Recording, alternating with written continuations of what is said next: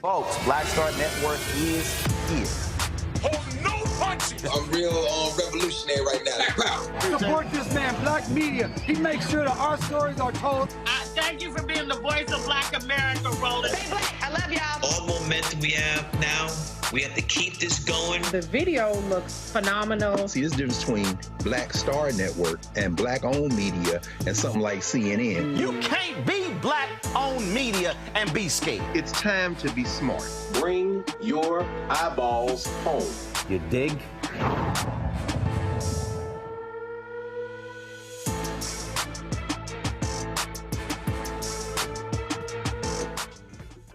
Tuesday, June 25th, 2024, coming up on Roland Martin Unfiltered, streaming live on the Black Star Network. What's happening in North Carolina? You have, of course, St. Augustine. You have Shaw. You have folks who are trying to take the land where Shaw is on, saying no need for two HBCUs in that particular city. We'll talk with folks representing both universities about the drama unfolding there and how white folks in North Carolina, they want the black land. We'll break it all down for you. Also on today's show, Virginia leader Senator Louise Lucas, Lord have mercy. She has some words for Governor Glenn Youngkin at yesterday's rally, focusing on the second anniversary of the Dobbs decision, which overturned Roe v. Wade. Also on today's show, we'll talk with a woman, an activist in Brooklyn, who both she and her husband have had thousands of dollars saved because of Biden's student loan program. Yet now two federal judges, both appointed by Obama, are halting parts of that student loan relief program. We'll tell you all about it. Also, Attorney General Merrick Garland today spoke in Ohio, where he also addressed the death of Tamir Rice. Today would have been his 22nd birthday. Also, on today's show, one of the leaders of the Fearless Fund, she is stepping down from the organization. We'll tell you why. And lots of upheaval at HBCUs. Florida Memorial president, he resigned on Friday. Interim president today named at Talladega. Also, what's going on at HBCUs? Lots for us to talk about. It's time to bring the funk on Roland Martin Unfiltered on the Black Star Network. Let's go. He's got it. Whatever the best, he's on it. Whatever it is, he's got the scoop, the fact, the find. And when it breaks, he's right on time and it's rolling. Best believe he's knowing. Putting it down from sports to news to politics. With entertainment just for kicks, he's rolling. It's on go, roll, y'all. It's Roland Martin, yeah. Rolling with Roland now. He's funky, he's fresh, he's real, the best, you know he's Roland Martin now.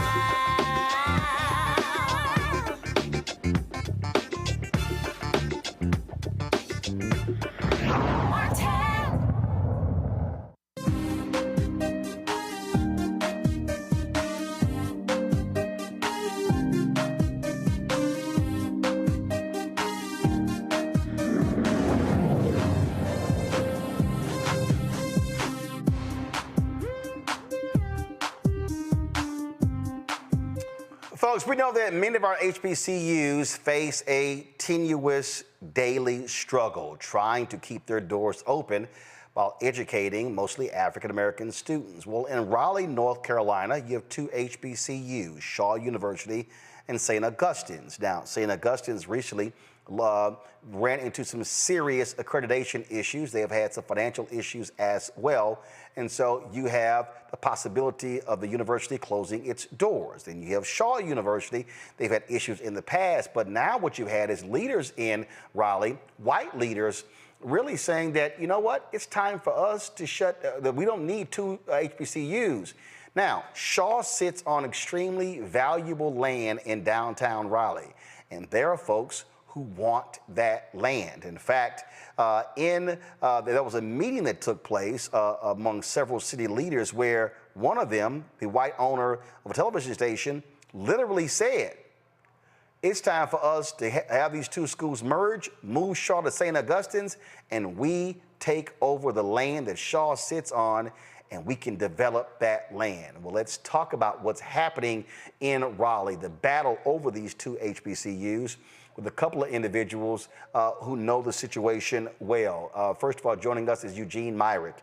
Eugene is a founding member of Save Our Shaw. He joins us from Raleigh. And Dr. John T. Larkins, St. Augustine's University alumnus. He joins us from Ormond Beach, Florida. Glad to have both of you here. So first of all, let's start with you, Dr. Larkins. Accreditation, critical issue. Without that, students can't get financial aid. We know that HBCUs, significant, upwards of 95% of a HBCU's budget is predicated on financial aid. And so let's first deal with that. What is the status of the accreditation of St. Augustine's? Okay. Currently, we're in the third leg of a process of appealing the decision by SACS, the accrediting agency for the St. Augustine's University. I think I got somebody else on the line. No. Go ahead. Just keep talking. We got it. Go ahead. Okay. Sorry about that. We went through a probation period where SACS had asked us to do certain things to improve our financial oversight and things, and that was not addressed very well. Then we went through an appeal process with SACS back in December. SACS again turned us down. We were on the third leg. They put in a new process to try to help support some of our schools, which is called binding arbitration. And we're currently in binding arbitration, and the group will actually be meeting this week, I think Thursday and Friday. So we're going to hear something back from that. And that's sort of our third bite at the apple. If we can convince this arbitration group to come back, they'll go back to SACS and tell SACS that we probably should extend our probation or warning status. If we don't, then the only other recourse is legal action to try to get a stay against SACS and hold off the loss of accreditation for the next year or two. Quite honestly, I'm not overly optimistic about either of these. So we've been trying to do, a group of us alums, bring about some change that might inspire others to donate and give us another opportunity to correct some of the problems at St. Augustine's University. What is the current student body of St. Augustine's? Well, last semester it was a little less than, I'd probably say about 800 students. Okay. Dr. Larkins, let's talk about Shaw University. What's the current student body there at Shaw? I think that's Eugene? For Eugene, right. I'm sorry, my bad. Eugene, go ahead. So Shaw is currently probably under 1,000 students right now. Okay. Probably under 1,000 students. Gotcha. So under 1,000, St. Augustine's about 800. Now, you have these two HBCUs in the city. Explain to people, again, who don't understand what's going on there, where Shaw sits and why there is such interest in the land of Shaw University. So let's go, because the first thing people are going to say is, why not call Willie Gary? Well, let's understand something. Willie Gary pledged $10 million to Shaw. He never gave. Well, first of all, let's be real clear. I would never ask that question because I'm quite familiar when he was on the Shaw Board of Trustees, where he pledged $10 million and did not follow through. Oh, no. So I'm familiar with the story. You would never heard me say call Willie Gary. Okay, so Shaw University is, once again, prime real estate in Raleigh. So I got to go back to November of 2019. There was a study they did with a company called Urban Land Institute. Now, understand something. There's a huge developer, a multi-billion-dollar Kane Realty. They trying to create a whole new downtown. They use the same Urban Land Institute at the same time.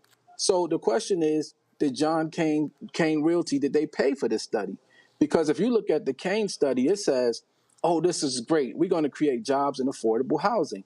But then when you go to the Shaw study, it says if Shaw doesn't liquidate 75 acres worth of land to get $10 million within the next 6 months, they're going to face systemic failure.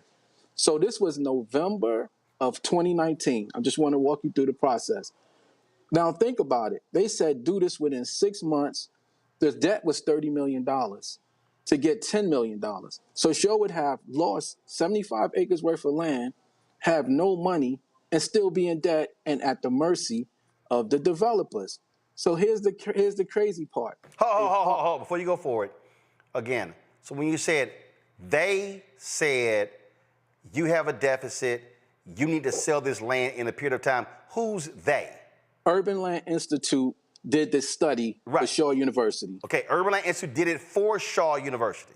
Yes. At the same time, they did a study for the Downtown South development. Gotcha. Now, during the exact same time. Urban Land Institute, are they Black-owned? Who are they? No, it's a nonprofit entity, and they are what they say, Urban Land Institute, but they will tell you whatever you want them to tell you. So their mission for Shaw, and they put out a story in the News and Observer front page, land rich, cash poor. So once again, this happened in 2019, November. One second. So Urban Land Institute was suggesting Shaw needs to sell the land. Yeah, 75 acres. 75 acres. 75 acres. Now, to get rolling, to get $10 million. Gotcha. Now, they didn't suggest that Shaw lease the land. No. See, Shaw can still own the land, and Shaw can lease the land to developers or whatever, but still retain ownership. They're saying sell 75 acres for $10 million. Now, yes. Did the Board of Trustees of Shaw, did they ever commission an independent analysis, or not even so first, I'm sorry, for Urban Land Institute, who commissioned this analysis of the land of Shaw? The university did? That's a good question, because as far as we know, it was the university, but I'm pretty certain it was the developer that did it. I'm pretty certain, because not only do they have Urban Land Institute, there's no paperwork. No, nothing has been presented to the alumni. Nothing. So Urban Land Institute does an analysis, and y'all haven't seen any board minutes or whatever that showed that these folks were hired to do this? They gave a presentation of what they found. But once again, what I'm trying to explain to you, they did a study at the exact same time. They were saying Downtown South is going to be so great, but Shaw University, which is blocking their development, is in the heart of downtown Raleigh. So get this, Roland. Within that 6 months, the horrible disease named COVID happened, and shut everything down. So in March, COVID took place. Out of COVID, Shaw got bailed out of his $30 million debt. Government wiped it out. Yeah. So one second. I'm gonna let you finish that. So for people who don't understand, and I've covered this a lot here, when the Biden-Harris administration forgave a number of construction loans for HBCUs, and as a result of those loans being forgiven, it greatly impacted the university's balance sheet. Give me 1 second, because I'm going to pull it up right here. Give me 1 second, so people can follow the numbers. And so this, for folks who know this show, y'all have seen me show you this spreadsheet on many occasions. Go to my iPad. This is the spreadsheet that I personally received from Congressman Jim Clyburn, which came from the Department of Education. And you see right here, these are all of the COVID relief as well as the American Rescue Plan funds that were received by various institutions. Now, let me go down here. You'll see right here, folks, this line here. Actually, I'm going to show you a couple. So first, actually, they're right on top of each other. So you see right there, St. Augustine's had $19.2 million forgiven by the federal government. Shaw University had $20.5 million forgiven. Now, if we go to the next line, you'll see there's a $1.45 million for St. Augustine's, $2.2 million for Shaw. Then the next, so you see these are the categories right here, folks. You will see CARES Act 1, CARES Act 2, and then you will see the additional programs, American Rescue Plan. So I'm just going to go right across here for people can actually see what the numbers look like. So you'll see the net 1.75, 1.75, 2.75, 2.2, 3.5, 2.1, 3.23, 3.9, 5.9, 4.0, 5.9. So in terms of federal government relief from Yes. the CARES Act as well as from the American Rescue Plan, St. Augustine's received $34,960,619. Shaw received $44,188,477. So as a result of that, you're saying that the debts that Shaw had were wiped out as a result of the proceeds that came from the Biden-Harris administration. Correct. Go ahead. In addition to wiping out the debt, the CARES Act gave Shaw $11 million in addition to PPP funds. So fast forward 5 years later, how is it that you still operating off the same plan? So they just put out some information. Oh, we're going to continue with the recommendations from Urban Land Institute. First of all, when you say they, you mean the Shaw University administration. The Shaw University Go administration. ahead. So why would you be operating off a plan when you were $30 million in debt, when these people told you to liquidate 75 acres of land to get $10 million and you would have still been in debt? So right now, there's a development that just got sold downtown, a little more than less than an acre, sold for more than $20 million that they're going to put a $400 million development on. Shaw has 27 acres in the heart of downtown, in addition to another 35 acres a mile away. Wait a minute. So you're saying a one acre plot of land sold for more than $20 million in downtown, but this Urban Land Institute was recommending that Shaw sells 75 acres for $10 million. Correct. And then they estimated our land that we call Shaw Farm, which is also in Raleigh, Roland, less than about a mile away from the university. They estimated that that land was worth $1 million. It's anywhere from 35 to 40 acres, 35 to 40 acres. They estimating it's worth $1 million. All right, so let's talk about this meeting that took place where a television station owner allegedly said we need to combine these institutions and sell the land. Were either one of you in that meeting, familiar with that meeting? What can y'all tell us about it?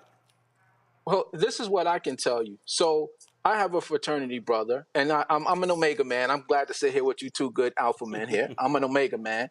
And so he was in dialogue with folks at St. Aug about trying to get them some funds to help alleviate their situation. And he was privy to that information over a month ago, where he was asked, well, something going on with your president. We're sitting in a meeting, and they're already telling people that they're in a position to start acquiring St. Aug's property. So they are literally to the point now where they're saying folks out here basically blocking St. Aug. Now, I realize that the folks at St. Aug are dealing with their own issues with the Board of Trustees, and I'm telling them two things can be true. Y'all can have an issue with the Board of Trustees, and at the same time, Shaw can be blocking them from getting funding that they're trying to receive to try to bail yourselves out. So I wasn't at that meeting, but I had already forewarned the folks at St. Aug that this is what was already being said. So here's what what I don't understand here. That jumps out at me. And Doc, if you could speak to this here. Okay, so I understand what's happening at St. Augustine's. I get that. But what the hell does that have to do with Shaw? And why are folk not affiliated with St. Augustine's and Shaw, who are not black, who are not graduates, having conversations about what to do with these two institutions and plotting to move forward? What's going on here? Yeah, that's an interesting question. I was not at the meeting either, but I did get feedback from some folks who were there at the meeting, and I think it was a bit of a surprise to our chairman and interim president about the meeting. But I know for a fact also that there have been meetings in the past concerning the land at St. Augustine's University and Shaw University. We have approximately 106 acres for the campus, and we also have some off-site properties, off-campus properties that we own. And the university, unfortunately, has been in such bad financial scrapes that they've been looking at ways to collateralize some of those properties. But when you're in a bad financial situation, people tend to want to take advantage of that. And Roland, think I can add to that. I hate to cut you off, but let me add to that. So we have Dr. Dillett, who was brought in at the president of Shaw. One of her first orders of business was she sold WSHA to a private bidder. It didn't go on the market. We have alumni that's worked in New York, LA, Chicago. We have alumni in music. It was sold for $3 million. And so, one second. So again, so I'm familiar with that too. So folks, so that was a radio station in Raleigh that had wide coverage around the city. Yes. Radio properties are extremely valuable. This was not a low power radio station.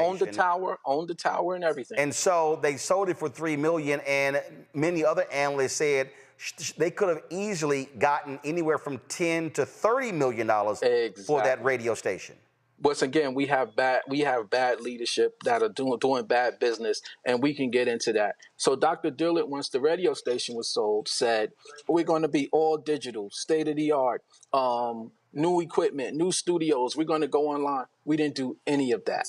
We currently have a dorm that's been empty for over 5 years. Now think about this. There's students for whatever, for obvious reasons that are fleeing St. Aug, but they're going to Central, they're going to Fayetteville State. Shaw is literally right across the street. Right across the street. Why do we still have empty dorms? Well, first Dr. Dillett said nobody knows where Shaw University is. Now, I went to Shaw from 90 to 94. We had over 3,000 students. So nobody knows. Then she said, the dorm is so bad that nobody can live in there. Then she said the dorms are being renovated. So then they went through this whole rezoning process. Roland, I'm going to send you the rezoning so you can see for yourself. Already in the rezone, baked in, is a public street for the city of Raleigh. Also baked in, it says Shaw is going to house 100 students in the third building for 5 years. Is this what they announced as the Shaw U District? Yes. So folks, Elise, go to my iPad. So folks, you'll see this was the press release sent out on May 9th, 2024, where they announced, again, this Shaw U District. This is the website right here where they laid out exactly what it is as well. Go right ahead. So the problem with this is the university's charter specifically states that Shaw's land is to be used for institutional purposes perpetually. To do the rezoning, they changed it from an institution to a business district. So we have a president of a university who once raised no money for the endowment, has no students. The students are actually protesting living conditions, locked the Muslims out of the mosque, but yet she sits on the Downtown Raleigh Alliance as the chairperson with these same business leaders, Roland. How is she serving as the president of Shaw University and the chairperson for the Downtown Raleigh Alliance? There's some backdoor deals taking place. And I believe that these things have taken place in 2019 and COVID stopped it. Because it makes no sense to be sitting on $1 billion worth of real estate and to still try to implement the same plan from 5 years ago when you were supposedly land rich and cash poor. Let me go back to the good doctor. And so, all right, so you've got these two HBCUs, lots of drama going on both campuses, when in fact they're not intertwined. And so, not at all. And so first and foremost, from an alumni standpoint at St. Augustine's, let's say you are unable to get SACS to agree to whatever the plan is regarding accreditation. You say the next step is going to be a lawsuit. Is that lawsuit going to come from the alumni of Shaw? Who's going to actually be driving this lawsuit? Yeah. Before I address that, let me just follow up on something Eric said real quickly. Over the years, St. Aug and Shaw have shared resources. When I was at St. Augustine's University, I took classes at Shaw, and when Shaw students also took classes at St. Augustine University. So we have worked collaboratively over the years. And it was possible, if people got their heads together, to figure out a plan to use some of our dormitories to house students from Shaw University. Well, because first of all, let's be clear. Football field. I'll give you a perfect example. I gave the commencement at Wilberforce, and so Wilberforce actually rents or leases, if you will, dormitory space from Central right across the street. Yeah. Go ahead. I know Dr. Van Newkirk quite well. Yeah. So we've worked collaboratively in the past. I think there have been some powers that be that aren't pushing or prefer not to have us work as collaboratively. So we need to share resources, and it's easy to do as people sit down at the table and work together. But Well, to I answer was. your question specifically about who files the lawsuit, the university would have to file a lawsuit to get SACS to hold off removing our accreditation. So once a decision is made by the arbitration board, then the university would have to go into court and ask for a temporary restraining order, which could take a year or longer. This was a similar thing that happened with Bennett, except Bennett had a totally different situation. They were not as in debt as we are. You know, we're right now somewhere between $32 and $40 million. So I'm confused. How did St. Aug receive? Give me just 1 second. I just want to quote the number correctly here. 34.9 million. What was the debt before the 34.9 million? Well, I can tell you it was substantially higher. It was at least 12. Well, I was on the board around that time. It was about 12 to 13 million dollars higher than what was asked for. We should have asked for more money, for one thing, but we didn't, and we could have justified it. Okay, but I'm confused. If you got $35 million, so the debt was what, about $50 million? I'd say probably close to 50 million. Yeah. Okay. We paid off the mortgage on the dormitory, which was roughly 22 million. Right. So if you owed about 50, you got 35, your debt's at 15. What is the debt now? Last I was told, about a month or so ago, it was $32 million. Hold on. Now I'm confused. How the hell do you cut again? How the hell do you cut your debt from? You get 35 million. You get a once in 100-year pandemic that saves as a lifeboat. You get 35 million. Your debt gets cut from 50 to 35 down to 15. How in the hell you add $15 more million in debt? Because we didn't receive any money from Title III, Title IV money for the fall of 23 or spring of 24 because the university failed to file audits for the past 2 years. One of the requirements from the Department of Education, in order to get those monies, you need to file good audits for 3 years. Let me add. One second. So somebody in the administration didn't do their damn job and filed the report, so therefore you didn't get the money? Exactly. Are those folks still employed? No, but it gets worse. We didn't pay the FICA, the payroll taxes, for 3 years on our employees. So the IRS put a $7+ million lien on St. Augustine's University. We owed people $670,000 for audits. We owed $600,000 for legal fees. So, and quite honestly, our employees haven't been paid for the last 2 to 3 months. So Roland, let me jump in here. $2 million in there. And on their instance, the same thing. The folks who have been messing up at Shaw, they still employed. And when you start saying we need to get rid of these people, then you get the other folks from the alumni. Oh, let's not air out dirty laundry. And I keep telling them, when your laundry stink, your house stink, and when you go outside, you stink. Those people who Shaw has had to pay millions of dollars back to the government because of misuse of funds. But the same folks are still there, Roland. But here's what's going on in the city of Raleigh and why it's a problem with Dr. Dillard sitting as the chair of the Downtown Raleigh Alliance. There's a meeting actually this coming Thursday. One of the neighborhoods where black people were told they would live is called the Prince Hall District. And once again, there was redlining in Raleigh. So you have this thing called the Prince Hall District was a historic overlay protection for the black community. Now the city is looking to get rid of that. So when Shaw was rezoned, They took a large portion of their property out of the Prince Hall district. And here's what's going on now. Because I was looking for some office space, so I called a number on a little commercial building, and this 80-year-old black lady answers the phone. And I said, yeah, I'm looking for some office space. And she goes, I would have gave it to you, but I'm under contract with a developer. Oh, wait, I can't talk about it. Call my realtor. So what's happening now is they're using these elderly black folk to say they want out of the Prince Hall district so the developers can come in and take up that land. And these are two hearings that'll literally are happening at City Hall on July 2nd. The committee meeting is on Thursday at 3 p.m. at City Hall, and then there's a hearing on Tuesday, July 2nd, I believe it's at 1 p.m., to determine if they want to get rid of this historic protection. Now, understand something. There are other neighborhoods in Raleigh that are historic overlay protection, but they're in the white neighborhoods. There's no talk about eliminating those.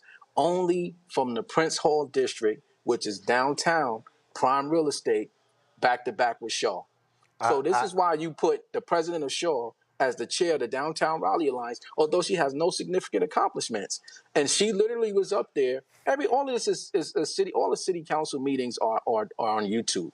And she says, as the chair, I support expanding the downtown district. It's because they're trying to get a hold of that land. And with the situation that St. Augustine in right now, this is why you can have a TV station owner basically sit there and say, literally, like, I own these people right here. So you need to determine what you're going to do. And if you read what it says y'all need to merge. I don't care what you call it, but this needs to happen. The nerve of somebody to sit there and talk to you about the organization, the university that you run. Can you imagine that? It's a whole lot of drama here. We're going to reach out to you, Pat. It was in December when St. Aug fired the president, Christine McPhail. She said this came out. She filed a discrimination lawsuit. I'm still perplexed. How in the hell people don't file appropriate paperwork so you can get the money? That makes no sense to me. But certainly keep us abreast. We'll see what happens with the accreditation. Roland, can I just add one more, Roland, before we go? Yeah, real quick. Let me add one more. So a part of another reason I believe the radio station was sold, because there was an audit by a company called BDO, and in that audit, a longtime employee, Dr. Emeka, was fired. And he said he was fired because he refused to sign off on a fraudulent audit. The audit, say if his budget was $200,000, they were saying that he had $400,000 in addition to paid interns. And when he refused to sign off on that audit, he was fired. And I believe that radio station was sold to help cover that up. And I say that because all of this is documented lawsuit. Please look out for the email, because I'm going to send you these receipts where you can read it for yourself. He said he refused to sign off on a fraudulent audit. Now, mind you, Shaw was getting matching funds from the Capital Broadcasting Company. So if you're only spending $200,000, but you telling them you're spending $400,000, and then you have paid interns, where's all this other money going? Where's all this other money going? And I'm saying that to say these people are still in place at Shaw University. So now they're elderly, they're sickly, and we literally had like 3 board members die in the last 5 years. These people are trying to cash out before they check out, Roland, and they don't care what's left behind for the rest of us with these universities. Gentlemen, we will... One last thing also, we are trying to make a change. We do have a lawsuit. The Save SAU Coalition, which is mainly alums, former SAU employees, students, and parents, to have a change in the board such that we can reconstitute that board and bring some better business acumen to the way the university is run. Gentlemen, I appreciate it. Keep us abreast of what happens next. Thanks a lot. Thank you. We come back. We'll chat with my panel about this and some other developments as well at HBCUs. You're watching Roland Martin Unfiltered right here on the Black Star Network. Hello, my brothers and sisters. This is Bishop William J. Barber II, co-chair of the Poor People's Campaign, a national call for a moral revival, and president of Repairs of the Breach. And I'm calling on you to get everybody you know to join us on Saturday, June 29th at 10 o'clock a.m. in Washington, D.C. on Pennsylvania and 3rd for the mass poor people's low-wage workers assembly and moral march on Washington and to the polls, and the post effort to reach 15 million poor and low-wage infrequent voters who, if they vote, can change the outcome of our politics in this country. Our goal is to center the desires and the political policy agenda of poor and low-wage persons, along with moral religious leaders and advocates. Too often, poor and low-wage people are not talked about, even though in this country today there are 135 million poor and low-wage persons. There's not a state in this country now where poor and low-wage persons do not make up at least 30% of the electorate. It is time that the issues of poor and low-wage people be at the center of our politics. Living wages, health care, things that matter in the everyday lives. We will no longer allow poverty to be the fourth leading cause of death in this country. We must let our voices be heard. Join us. Go to our website, www.poorpeoplescampaign.org. RSVP. Get others to come. Get a bus. Get a van. Get on the train. Come and let our voices be heard and our votes be felt. Lift from the bottom so that everybody rises.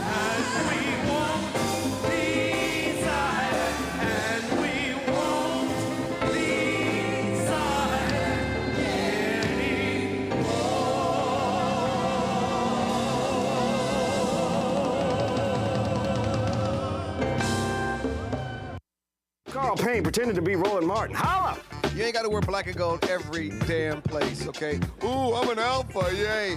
All right, you're 58 years old. It's over. And you are now watching Roland Martin Unfiltered. Uncut, unplugged, and undamn believable.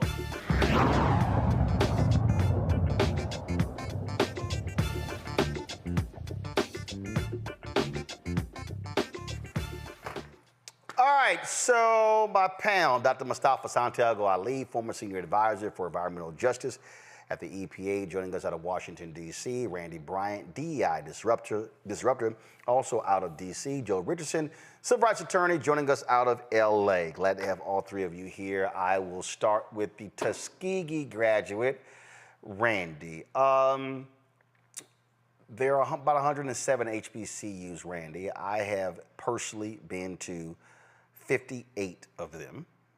I think I've done 21 or 22 commencements, 19 of them at HBCUs. I probably have more HBCU presidents on speed dial than any other journalist in this country. I have talked to numerous presidents over the years, dating back to my first internship with the Houston Defender in 1990. And I'm going to say a couple of things, and that some folk, and this is one of the issues. Now, I've said this before, when folk in the HBCU world get an attitude, get all mad. You heard the brother say, oh man, we can't air our dirty laundry, and he's right. Your laundry is already aired. When it's on television, when it's in the newspaper, when you owe tax liens, when you owe money, when you lose accreditation, your dirty laundry is aired. Here's the reality that we have to confront. There are a lot of people who sit on HBCU boards of trustees who have no business being on boards of trustees. There are individuals who don't have any real business experience. They have never, ever governed anything the size of the budget of these institutions. And so, therefore, they've never been in positions of power. We also have to recognize that we often talk about racism, underfunding of resources, things along those lines.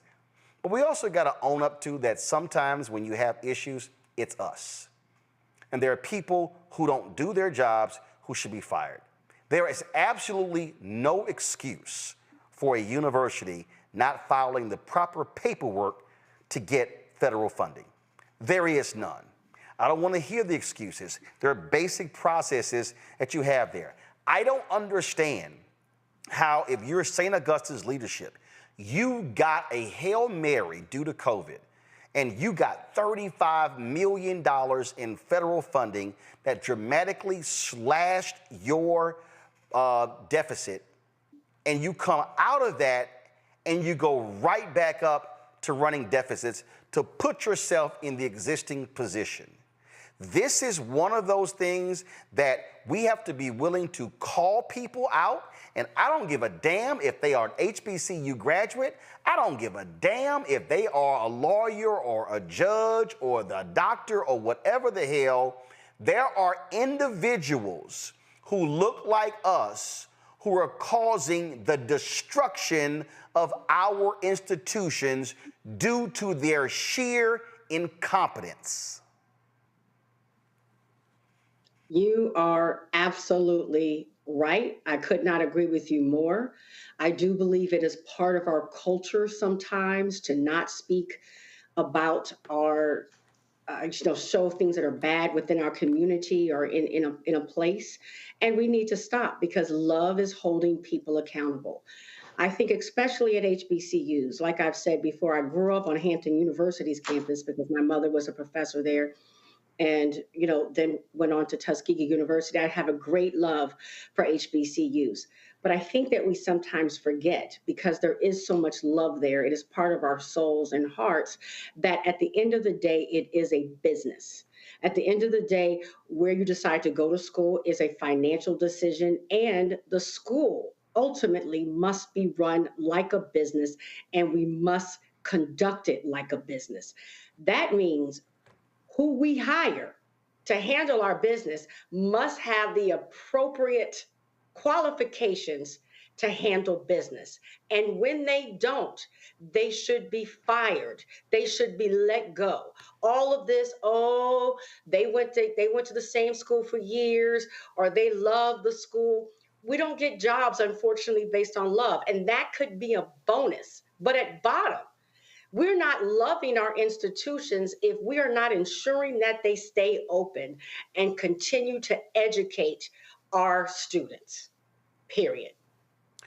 This here is a story, Mustafa, from WRAL News there in Raleigh. It says St. Augustine's in crisis, a timeline to its loss of accreditation and financial struggles. St. Augustine University asked students to move out by April 3rd, 2024 and switch to remote learning. That is the latest attempt to save money in an ongoing financial crisis at the school. Yet when you look at this story, it says the U.S. Department of Labor in May said it would investigate the financial issues at St. Augustine's University, citing the university's struggle to pay its employees. Then when you go down here and you see this story, where a group of alumni sent the Board of Trustees a resolution demanding their resignation. It goes in here that they were put on probation in December 2022 by SACS by failing to comply with accreditation requirements regarding finances, governing board characteristics, and federal and state responsibilities. Then it goes on here in where you have Board Chair James Perry saying the university is going to fight the decision. And then it goes on and on and on, where it talks about in this story where, it says in 2014, the school was scrutinized for losing $3 million in tuition revenue due to falling enrollment at the time. A contractor also filed a lien against the school for over $675,000 owed for work on the school's football stadium. The lien since has been settled. They regained the accreditation in 2018. They saw financial stability. Then all of a sudden, again, July 2023, a contractor filed a $15,000 lien for unpaid work on the university's chapel.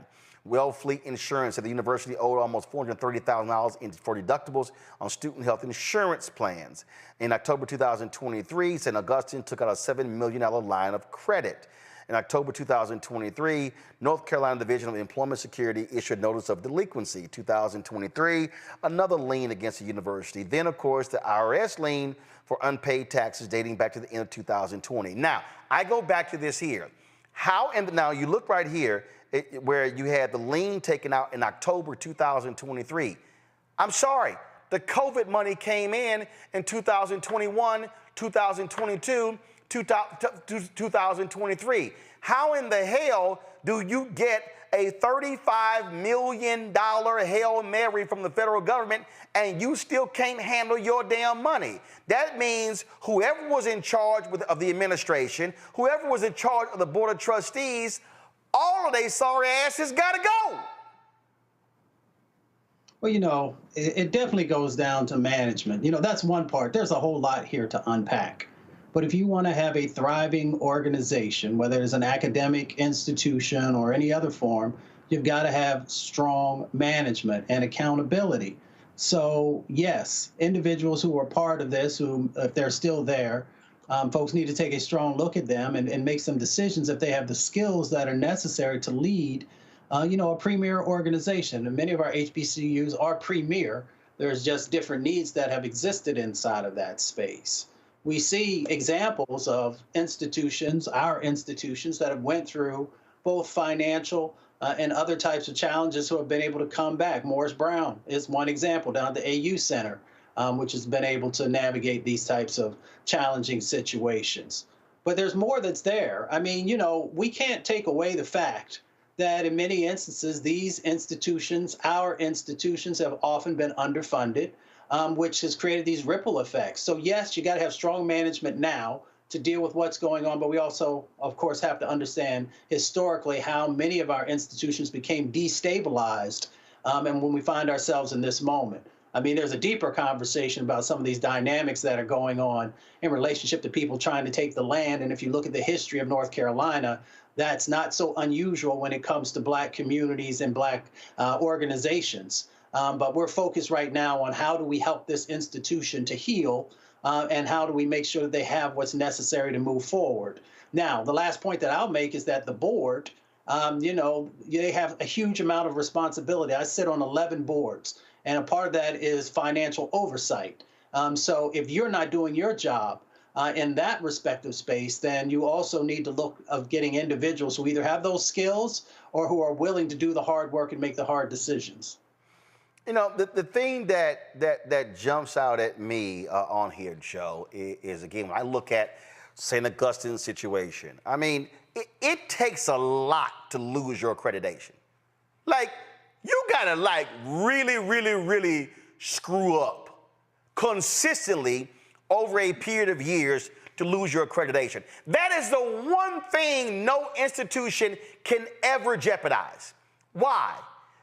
Because your students can't get a financial aid. You have to be accredited for them. When Morris Brown lost their accreditation, they were in the wilderness for more than a decade, and they had 2 and 3 students there because they literally could not, you don't have accreditation, you cannot get federal financial aid, which is the lifeline, the lifeblood of nearly all HBCUs.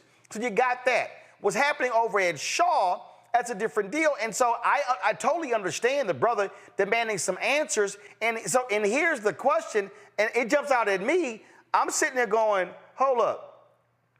You got valuable downtown land at Shaw, and somebody's recommending you sell it for $10 million and 75 acres? Yeah, I'm going to give you the side eye there. Again, this is one of those things where you need full transparency, because you can't be asking people to donate and support an institution if they're unclear as to how the money is being used. You know, a lot of us, you know, we're out on the West Coast, and we heard about what was going on with Bennett all those years ago, and we donated. We've got money from all over the country. You know, I went to a small liberal arts college here in Southern California, and I pay attention a whole lot to how they're dotting the I's and crossing the T's. And I got to tell you, it's absolutely inexcusable when we lose accreditation. Now, that's the part that I think we have some say in. This is something we can do well and do right. We can follow federal rules. We can follow state rules. We know that the loss of accreditation is the kiss of death in the college world, because now, you know, who wants to go to an unaccredited school? I wouldn't have sent my daughter to an unaccredited school. So the second your school becomes unaccredited, loses its accreditation, anybody that's there that wants their degree to mean something is going to transfer. And it's self-perpetuating. So it's this whole cycle that you got to start to unwind back, you know? And so, yeah, you know, there's a land power grab going on here for sure. And it sounds like maybe the leadership of Shaw is working along with it. and that's terrible. But meanwhile, back at the ranch, something has to happen. Gwen Guthrie said, there's no romance without finance. Ain't nothing going on but the rent. I used to call my dad, Dad, how you doing? May you rest in peace. What's going on, man? The rent.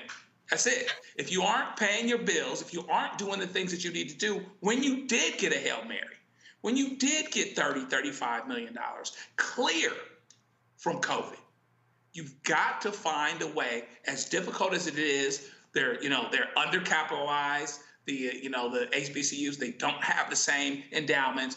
All of that is true. But if you get $35 million, you've got to make it count.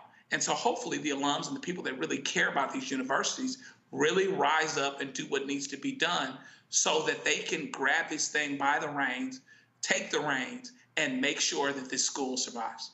Look, it's a whole lot going on. We're going to reach out to the presidents of Shaw University, as well as St. Augustine's, and the board chairs as well, to come on this show to explain to folks what's going on. Because here's the thing. People they're always like, hey, we need folks to support our institutions. And I didn't go to a HBCU, but fully supportive of HBCUs. I've given money to HBCUs, spoken to HBCUs. I've spoken at Shaw as well as St. Augustine's. But the thing here that the public needs is accurate information, full transparency in order for us to deal with the problem. So hopefully they are going to respond to that and come onto the show. Let me go to break. We come back. Changes at the top of several more HBCUs. We'll tell you about that when we come back. Roland Martin Unfiltered on the Black Star Network. Support the work that we do. Join the Breeding Fund Fan Club. Send your check and money order. P.O. Box 57196, Washington, D.C. 2003 7-0196. And just in case some of y'all out there, y'all may be thinking, man, don't be sending that. Y'all, I went to the post office today. This literally all the checks I picked up. So I got a lot of work. I got to open up all these envelopes, sign each one of these checks, and deposit them. So y'all, people actually do, these look like, y'all think I'm lying. I went to the post office today, and these are all the checks and money orders right here. So again, send your check and money order to P.O. Box 571. Look, it's all green. 57196, Washington, D.C. 2003 7-0196. Cash App is $RM Unfiltered. PayPal are Martin Unfiltered. Venmo is RM Unfiltered. Zelle, Roland at RolandSMartin.com. Roland at RolandMartinUnfiltered.com. Of course, get the Black Star Network app, Apple phone, Android phone, Apple TV, Android TV, Roku, Amazon Fire TV, Xbox One, Samsung Smart TV. We'll be right back. On a next, A Balanced Life, it takes a village to raise a child, and truer words have never been spoken. If you're raising a child, you know that it's a blessed challenge like no other. Even more so if your child has a disability. We'll talk to parents and our expert panelists about the best way forward for your child to help you maintain your own sanity. On a next, A Balanced Life with Dr. Jackie on Black Star Network. On the next Get Wealthy with me, Deborah Owens, America's Wealth Coach, financial literacy. Without it, wealth is just a pipe dream. And yet, half of our schools in this country don't even teach it to our kids. You're going to hear from a woman who's determined to change all that, not only here, but around the world. World of Money is the leading provider of immersive financial education for children ages 7 to 18. We provide 120 online and classroom hours of financial education. That's right here on Get Wealthy on Black Star Network. Hello, I'm Paula J. Parker. Truly proud on the Proud Family, Louder and Prouder on Disney+. And you're watching Roland Martin Unfiltered.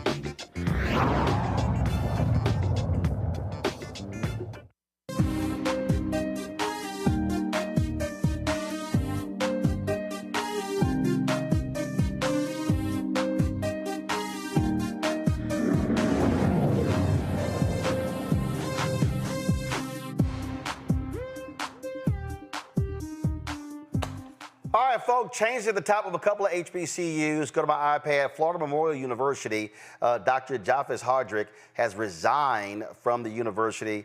The university said he stepped down because of a health issue. He is going to stay as president. William McCormick is going to be the interim president until the Board of Trustees fills that role. Hardrick actually was doing quite well there. He actually signed a new 5-year contract in 2022. Now he is leaving 2 years inside of that particular contract. And so the Florida Memorial president is stepping down. Dr. Walter Kimbrough, we had him on the show about a week ago. Of course, he was the former president, Philander Smith, as well as Dillard University. Then he did some work at Morehouse. He's now the interim president at Talladega College in Alabama. Dr. Kimbrough is stepping into that job after Dr. Gregory Vincent left after only a couple of years at the helm there as well. And so now Talladega has a new university president. And Dillard University, let me pull up here, their president has also resigned. Dr. Rochelle Ford, she has stepped down after only a couple of years as president. According to this story here, it says here, she is stepping down as president to focus on her health and family. She had only been the university's 8th president for 2 years. She succeeded Dr. Walter Kimbrough, of course, who was the president there for a decade. That is the shortest tenure of a Dillard University president. One of the things that we've seen in the HBCU world is what happens at a lot of these institutions in terms of a lot of change in leadership. Michael Sorrell, give me 1 second, I'm gonna pull this up. Michael Sorrell, who is the president at Paul Quinn, he actually was tweeting about this just the other day. He was talking about some of the issues that actually take place and what people have to expect when it comes to a lot of HBCU campuses, what you must be prepared to do. This is what he said. I read a series of tweets about the turnover of HBCU presidents. The fact this isn't a new issue. Our jobs are hard and they aren't going to get easier. The resilience needed to operate in this space as a leader must be met with an equal resilience by all the stakeholders. He says, but that is rare. Typically, the folks who make it to the seat are people who have track records of academic success. It turns out that academic success isn't really what's needed to persist in these roles. To me, one needs to have the ability to understand failure and what it feels like to stand alone. At under-resourced institutions, failure lurks around every corner. Because of it, we learn to distinguish between difficult, unlikely, and impossible, a very valuable skill. None of this is meant to belittle the well-established reasons that cause turnover. These are hard jobs and often with unrealistic expectations. Many of the jobs are made worse by poor fits and a lack of a supportive infrastructure. Peer support is so important for a lasting tenure. I'm forever grateful for my crew of brother and sister presidents who provide safe harbor and so much more. Mustafa, I want to start with you. The thing here is, and let's be real clear. Have I ever worked at HBCU? No. Have I ever desired to work at any college? Absolutely not. I was an adjunct professor for a couple of years, University of Texas at Arlington. But I do liken dealing with an HBCU to running black newspapers. And that is, one, when you come into a black-owned media institution, you have to, one, understand the culture, understand the history, understand the reality of being under-resourced. But then you also have to come with a sense of reality of how do you now rebuild and reconstruct. A lot of times, and I'll be very clear, and I've seen this in both instances, individuals who come from mainstream media outlets, who come from PWIs into the HBCU culture, it's culture shock because they are expecting all these other different things. Well, if you don't come in and do the real analysis, then you're going to have a serious problem. The other thing is that you also have to come in, to a point that Randy said earlier, you have to come in not as an academic person, you got to be a business person. You have to understand the reality of what you're walking into. And I dare say, and I reached out to the president, Florida Memorial, who's a brother, who's an alpha brother. I have not reached out to Rochelle at Dillard. But I'm telling you right now, when you serve a couple of years as president into your tenure, and you leave before that 4 or 5 years, that was an underlying problem. But you see, Michael Sorrell said it. You also may not have a good fit. This is why it's incumbent upon having real folks on your boards know what you're looking for in leadership to pick the right person to lead an institution in the future. Great insights, and I enjoy listening to the things that they share. You know, it's always interesting. I've known a few of the HBCU presidents. I've watched them over the years. You know, it's a job almost like the president of the United States, where you see someone come in, and if you see them 3 or 4 years later, you can see the enormity of the pressure that was placed on them. And to be effective in those positions, not only do you have to have great business acumen, you got to be able to also raise money. You have to be a cheerleader. You have to be a forensic accountant. You have to also, in many instances, be a counselor and a social worker and a number of other things that often are required in those positions. It shouldn't be that way, but it is. So, as you said, you got to have that team that's around you to be able to have real talk about the sets of challenges that are there. Of course, if you're somebody who is serious about moving into that position, you've already done your research before to know where the strengths are in the organization and where the gaps are, and hopefully have a somewhat of a strategic plan about how you want to move forward. I mean, it is a position that is not for everybody, but for those who can navigate it. I mean, the positives that come out of there, of all the lives that you can touch, both in the community where your footprint is and those students, is something that's immeasurable. But it's not made for everybody. And one of the things that happens that is quite unfortunate, Randy, is that when you have this level of turnover, a new president after 2 years or 3 years, and this thing consistent, you have instability among an organization because you've got staff coming in and out, you've got new vision, you got a whole new vision, throwing the old vision out. And so in order to build a lasting institution, you've got to have stability in leadership. There absolutely has to be consistency and stability in leadership and, a support system. I think that's oftentimes the problem is when somebody new steps in, it's not like it is with the president of the United States. You oftentimes are with the old administration, and the old administration oftentimes can be slow to jump on board or to accept and embrace change. And so while you're already facing the financial upheavals, what we have to do as a Black institution in this country, when you're not getting the support from the people that you really need, that's an absolute problem as well. So I believe that we need to, as a whole, HBCUs as a collective need to talk about why our turnover is so high. What can we do better to support our leaders? Because we need them and we need for them to stay. And at the end of the day, Joe, it comes down to when you have instability, you are impacting the folks who are most important, students. Yeah, absolutely. And so what we're hoping for is that there can be a bottom-up approach where students and alums have concerns where their voices are heard, where they're always active and at the table. That's going to be really important.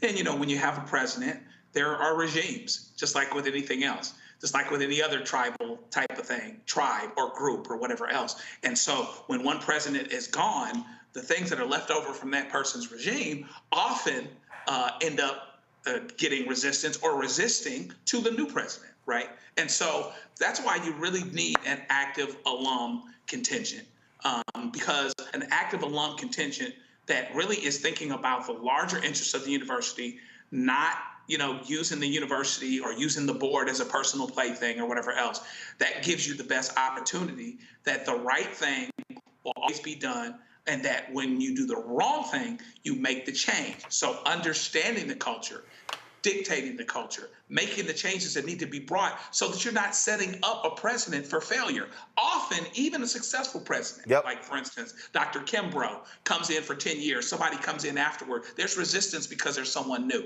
So you have to really, hopefully, have an active intention that helps you. Well, you got resistance with someone new, but also you got new people who come in and want to turn over the apple cart just because, and they sometimes could screw stuff up. So it's all that goes into it. All right. right, y'all, hold tight 1 second. We come back. We're going to talk about student loan debt relief. One sister and her husband, boy, they are excited with the student loan debt relief that they received. But also, you have two Obama-appointed judges who are putting a halt to some of President Biden's one of his student loan debt relief plans. We're going to talk about that next, right here on Roland Martin Unfiltered on the Black Star Network.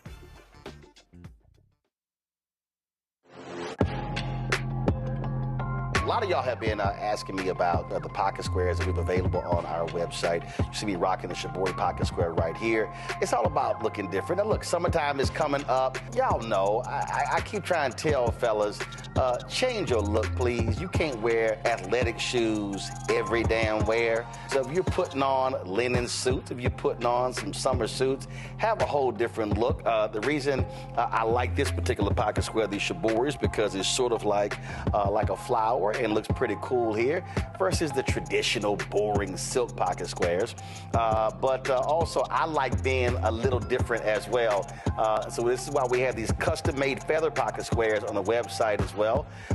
My sister actually designed these after a few years ago. I was in this battle with Steve Harvey at Essence, and I saw this at a St. Jude fundraiser. I saw this feather pocket square, and I said, well, I got some ideas. So I hit her, and she sent me about 30 different ones. And so this completely changes your look. Now, some of you men out there, I had some dudes say, oh, man, I can't wear that. Well, if you ain't got swagger, that's not my problem. But if you're looking for something different to spruce up your look, fellas, ladies, if y'all looking to get your man a good gift, I've run into brothers all across the country with the feather pocket squares saying, see, check mine out. And so it's always good to see them. And so this is what you do. Go to RolandSMartin.com/pocket squares. You can order Shibori pocket squares or the custom-made pocket squares. Now, for the Shiboris, we're out of a lot of the different colors, and I think we're down to about 200 or 300. So you want to get your order in as soon as you can, because here's what happened. I got these several years ago, and the Japanese company signed a deal with another company, and I bought them before they signed that deal, and so I can't get access to any more from the company in Japan that makes them. And so get yours now. So come summertime, when I see y'all at Essence, y'all could be looking fly with the Shibori pocket square or the custom-made pocket square. Again, RolandSMartin.com/pocket squares. Go there now.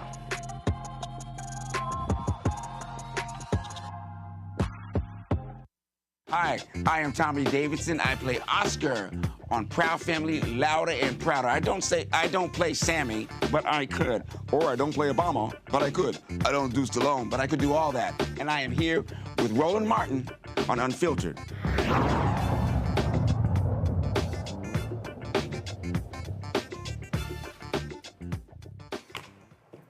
All right, folks, the Biden administration will appeal two court orders blocking key parts of its student loan repayment plan. Two federal judges in Kansas and Missouri, both appointed by President Obama, have temporarily halted the U.S. Department of Education from implementing major provisions of the Saving on a Valuable Education plan, or called SAVE. Now, until the cases are settled, the Biden administration cannot forgive any more debt under the new income-driven repayment plan or further reduce borrowers' payments in July as scheduled. More than 8 million loan borrowers have enrolled in SAVE since the Biden administration launched it in 2023. The Education Department has already canceled $5.5 billion of debt for 414,000 borrowers. This, of course, is a huge, huge issue that we have seen across the country. A lot of people have been talking about this, including one of my next guests. She posted this tweet just the other day. When you talk about, because I love when we talk about these stories and people are always like, okay, I don't know nobody who has student loan debt relief. Come on, y'all, pull the graphic up. This is a tweet that L. Joy Williams posted. Give me 1 second. Y'all don't have it? All right, fine, let me find it. Let's see here. It was pretty funny because she tweeted that she said she was sitting there at the table paying bills, and all of a sudden got the word about that student loans, that the student loans for her and her husband were forgiven. And here we go right here. Come on, iPad. Sitting on the couch paying household bills, and both me and my husband's student loans have been forgiven.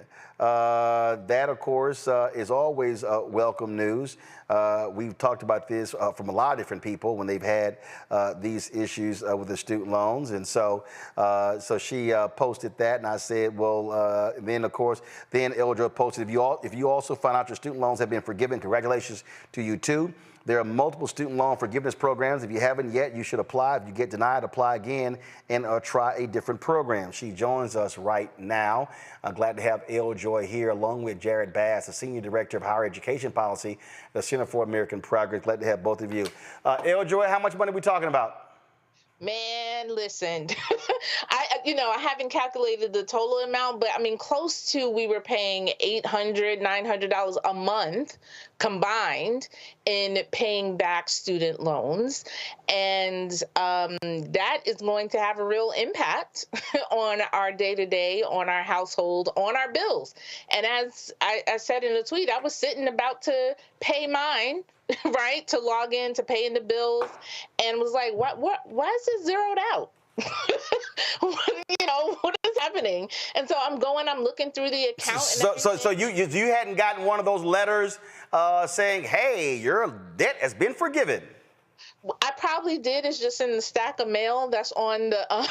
Joy, you got to check your mail. It's probably in the stack of mail. So it's just stacked up, and I'm going through and looking through, and I was like, everything seems to be zeroed out. And then my husband was like, yeah, mine is zeroed out too. I think we got, the loans are forgiven, and I had applied particularly for my husband. My husband is a public school teacher. He went to school specifically because of the public service loan program, went and got his master's, went all the way through. And I was applying mainly for him because he had documented, obviously, being a public school teacher here in New York City.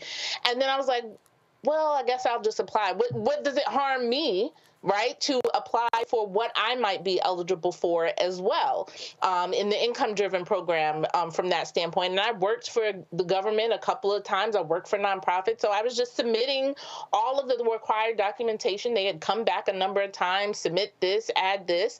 So I was just doing it as I sit down and do my bills, and then, happened to come across this. I was not expecting, though, Roland, so many people to just have so much vitriol for people celebrating, decreasing the bills that you have on a regular basis. Well, and that's what kills me. When I would post, whenever there's a new plan announced, and I would post that, people like, yeah, I don't know nobody who got it. Then all of a sudden, it'll be like 20 replies going, hello, me. And here to me what's so stupid, okay? I paid off my student loan years ago. I did not have a lot. I think it may have been $20,000, $30,000. It may have been. And I paid off long ago. Tuition now obviously is totally different. But I'm happy for somebody today. I'm not tripping like, man, it's a damn shame, had to pay my stuff back. No, I'm happy that somebody is getting student loan debt relief when I see these damn billionaires getting a write-off yacht purchases and Gulfstream jet purchases due to Trump's tax plan.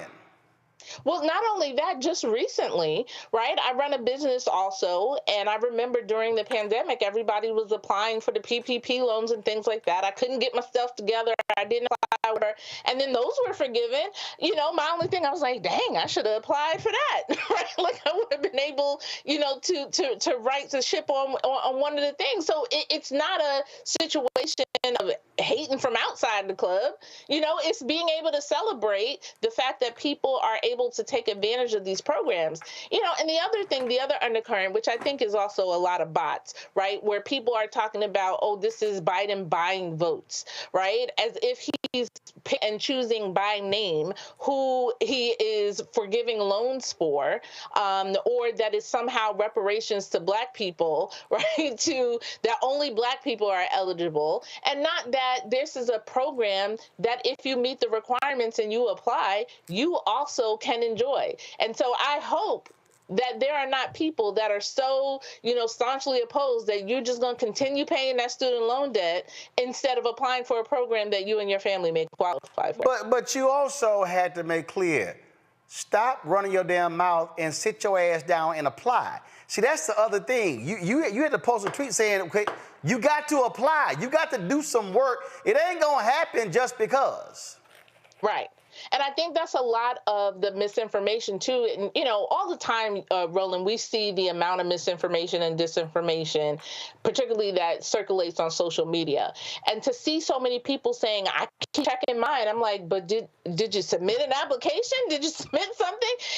Like, if you keep checking your mailbox, but you didn't send nothing off, right? Like, you're never going to get an opportunity to experience that. And so the more that we can communicate to people, hey, there's more than one program that you can apply for, to be able to say you can do it based upon your income.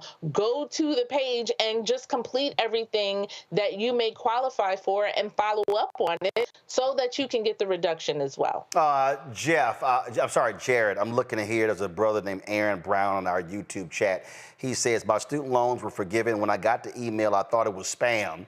A total of $200,000 of loans and interest was forgiven.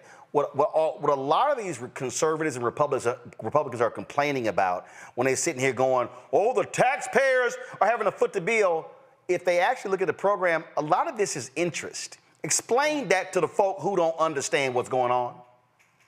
Yeah, so under some of these plans, they basically will base your student loan payment based on the amount that you make per year, but sometimes that doesn't actually cover the full costs of your loan. So some of it's going towards interest, and most of your payment is actually going toward interest and isn't even hitting the principal. So all that just keeps, getting capitalized and what we call amortized. So that's not free. Let me be real clear. That's not free money people are getting. When you cancel interest, that's not like we gave you 150 grand, and so therefore, we're canceling, we're giving you free money.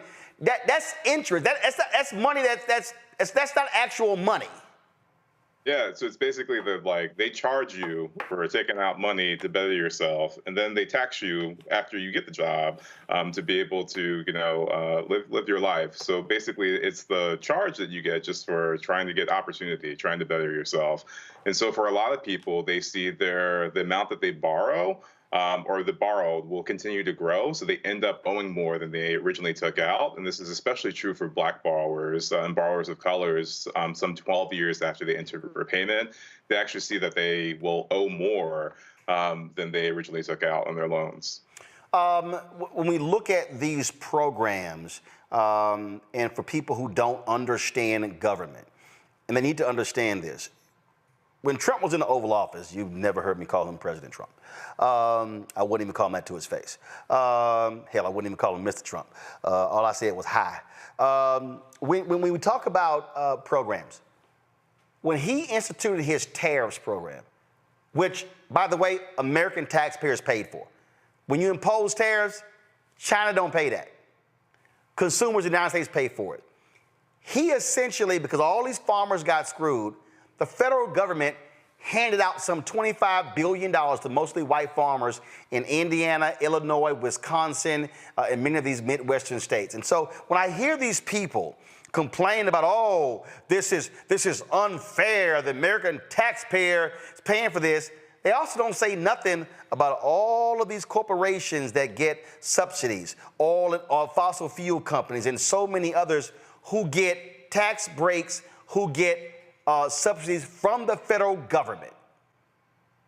I mean, not only that, but the thing is, student loan borrowers are taxpayers, and I think we forget that as part of the equation. Like somehow they don't pay taxes; they're not part of the system.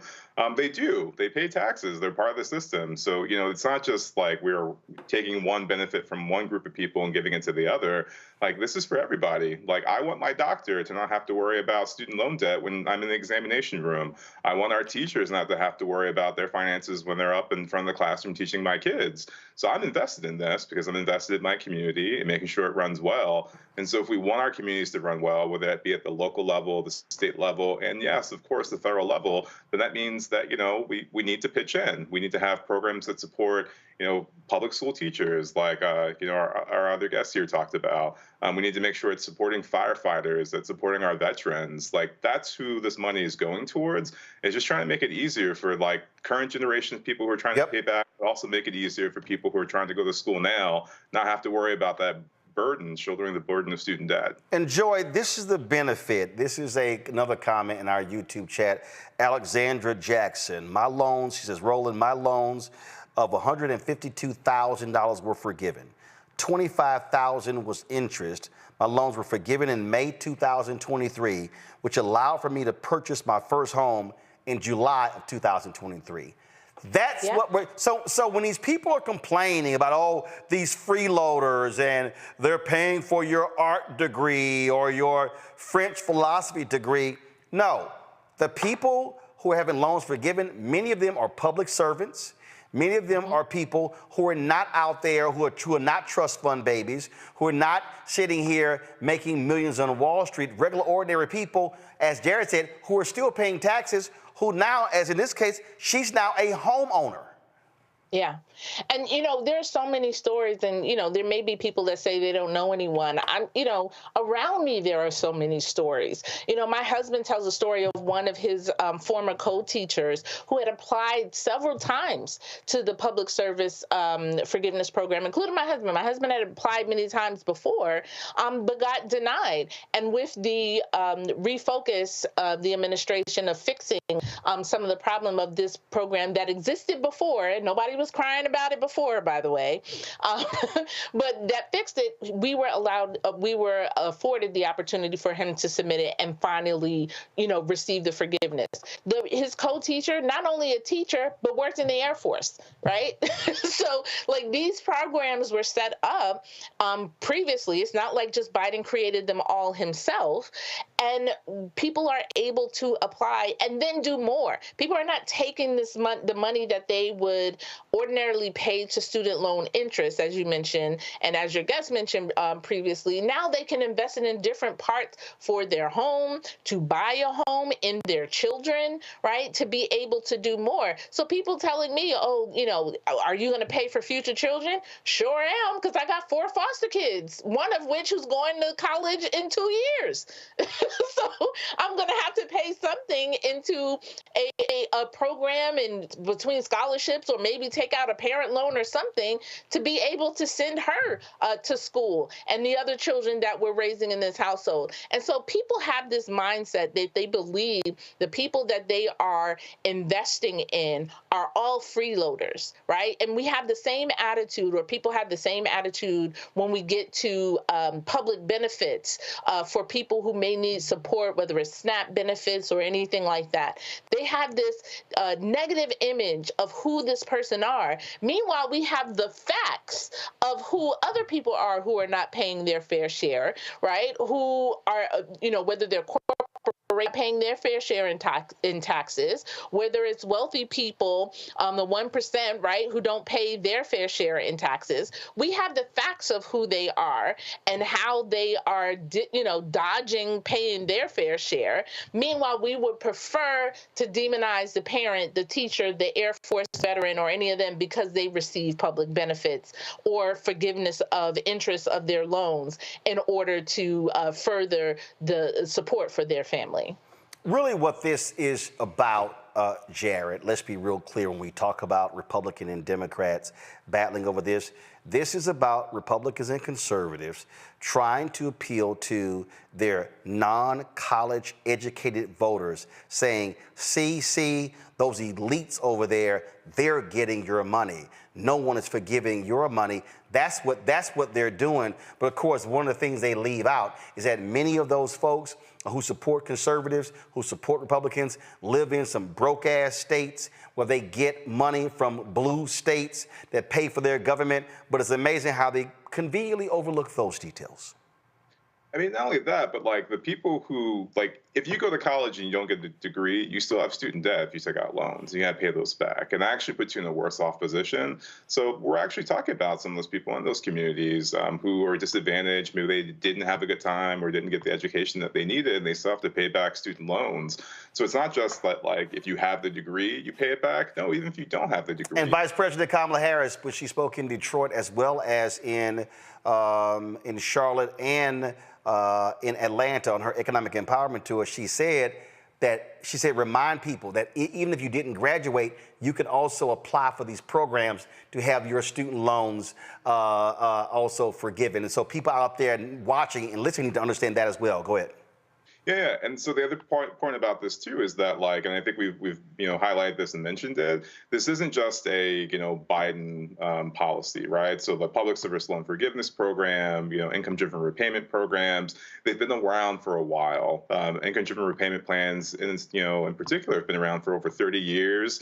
We've seen those revised 3 times, and no one cried wolf there. Public service loan forgiveness itself, that debt relief program, was actually signed into law by President W. Bush, a Republican, signed that into law, that loan forgiveness program that's on the books today, because they wanted to make sure that people weren't struggling with the burden of student debt. So this is a problem that affects Republicans, Democrats, independents, poor people. Like, it affects everybody. So it's not just like red and blue states, it's in every state. And that's, one of the things that we need to just remember in this is it's not just like a rich kid problem. Rich kids don't take out loans. They don't need to take out loans, but the people who do are middle-class people, and low-income people who they have no other capital, they have no other wealth, they have no other means to be able to get an education, to better themselves, to, have access to opportunity. And when we do stuff like, we're seeing now with the courts and, taking away these relief programs, we're hurting generations of people. We're hurting this generation. We're hurting, future generations of people, because people are going to question why even go to college if we don't provide the relief for them to do so. From the panel, Joe, you're first. Yeah, I'm glad that you guys, to the extent that you have been able to benefit from this program. What is the thing that you would want potential college students to know? What could we say to them collectively, people that are maybe being dissuaded because of the prospect of debt? COVID really brought this out for folks, right? When, people were paying to be on campuses, and it made them rethink on some level. How do we tell our kids and everyone to continue to dream and to know that if they're as wise and prudent as they can be, faith and works will come together, and we'll still find a way to do this and get your education funded? How do we talk to them about that? I mean, I would say, please go ahead.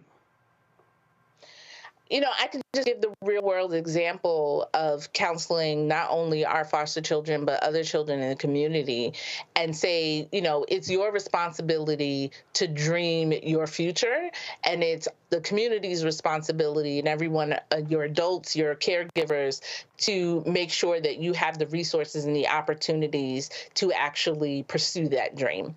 And so I would say, don't be limited, right? Don't limit your dreams. Don't limit your possibility about what's possible or what you can't see. Let the community, let your caregivers, let your family, let your state and your government put together the opportunities and the resources for you to be able to accomplish that. Because we need, as was mentioned, we need teachers. We need those in the public service. We need doctors. We need those working in non-for-profits and social workers, which I hope is the next category of people, that we are are really investing in to make sure that they not only get the financial support that they need in their jobs, but also the forgiveness that they need for the debt that they have taken on as well.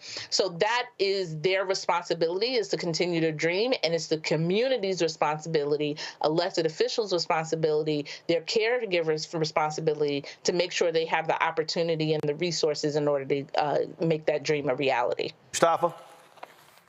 Yeah, well, thank you all for being here. You know, I think there's about 40 million folks who are still student loan holders.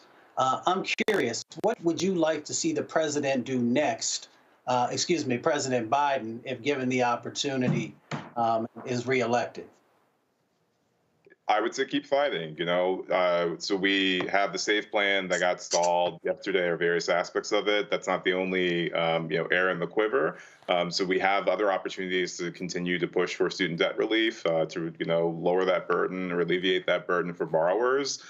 There are regulations that are, going to be, going into effect a little bit later, that would provide debt relief. We've got public service loan forgiveness. And the president has already been working to provide upwards of over $160 billion just, through what's on the books.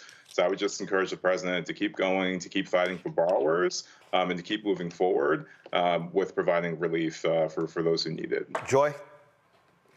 Yeah, I mean, I would encourage the same. Not only, as I mentioned, social workers and other categories of people that really need that relief, and then going further, as I mentioned, and not only those that we encourage to seek the education to service their community and our greater good, but then how are we making sure that they have the salary necessary to continue to raise and grow their families and invest in their communities?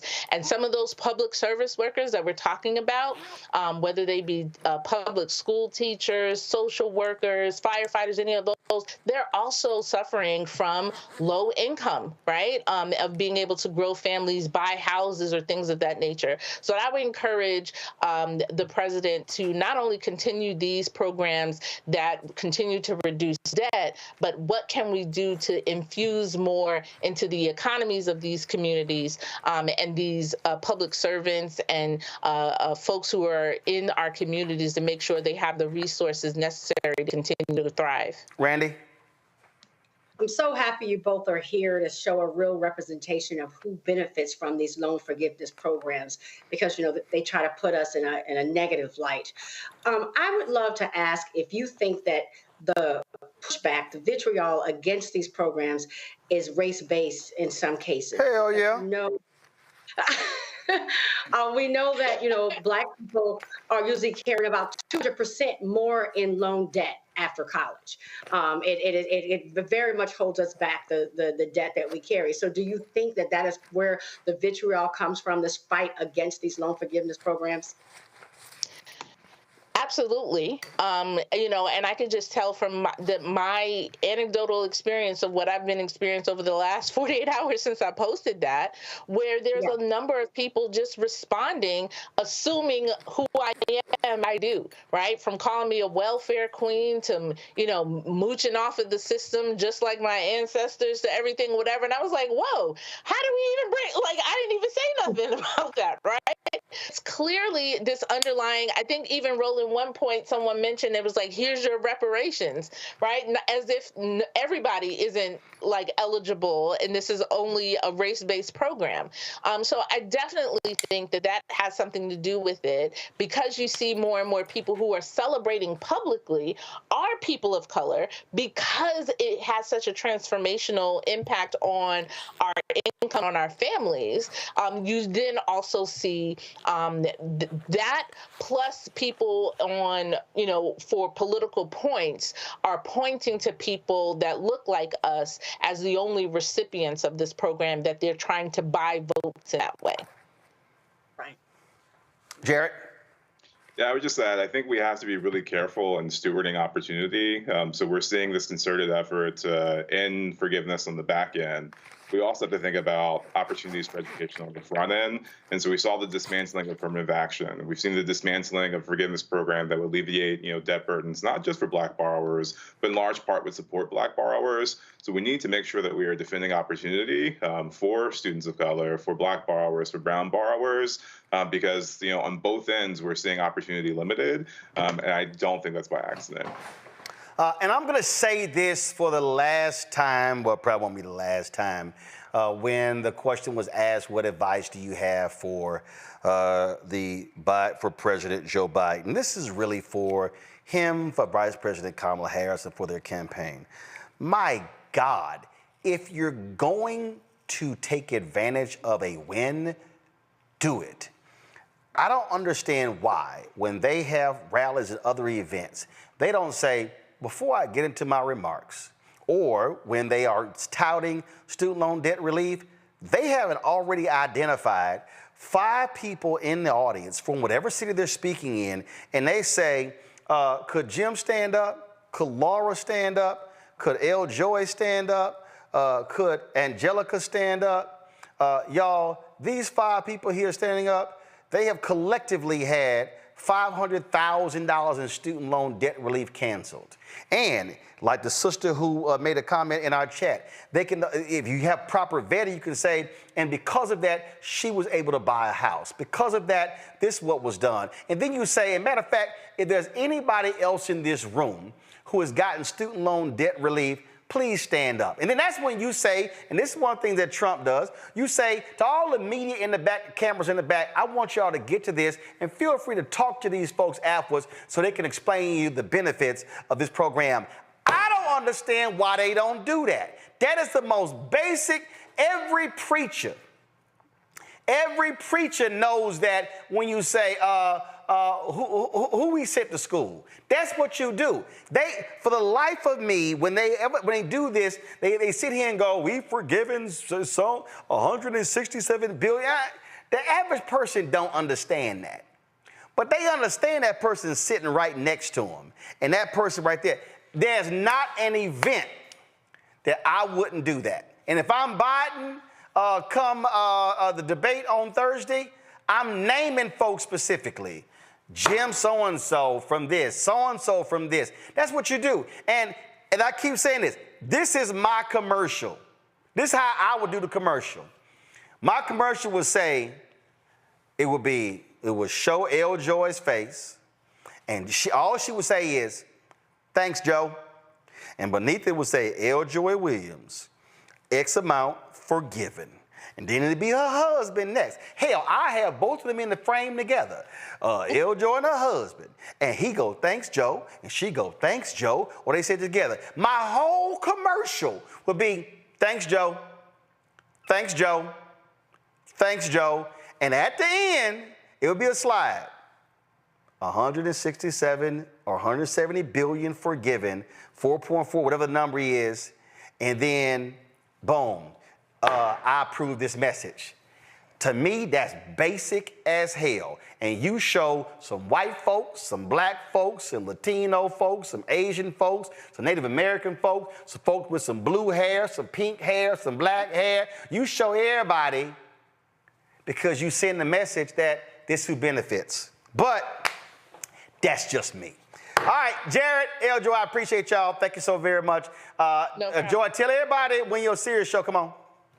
Oh, my serious show is Sunday Civics. You got all that big ass background behind you and the big ass microphone. You got to tell everybody, girl, you got to learn branding. See, just because you got your loan forgiven don't mean you understand branding. Let me help you out. Go ahead. I'm neglectful on wishing to the Roland Martin School of Brandon. But I have to. Sunday Civics is 9 a.m. on SiriusXM Urban View, where I teach civics using the current political landscape. So come on and join us. Yeah, she teaches civics, but she don't teach branding. I need to go on her show, and we can talk about civics and branding. All right. Jared, Joe, I appreciate it. Thanks a lot. Let me go to a commercial break, y'all, and we come back. Ooh, State Senator Louise Lucas in Virginia. All she does is pimp slap Governor Glenn Youngkin. Wait till I play for y'all the video, what she said yesterday at the rally they had dealing with reproductive rights. Oh my God, it's hilarious. Don't forget, support us in what we do. Join the Bring the Funk fan club, folks. Our goal is to get 20,000 of our fans contributing on average $50 each a year. That's $4.19 a month, 13 cents a day. It allows for us to be able to do what we do. All that we do with this show and this network, y'all, it's $195,000 a year.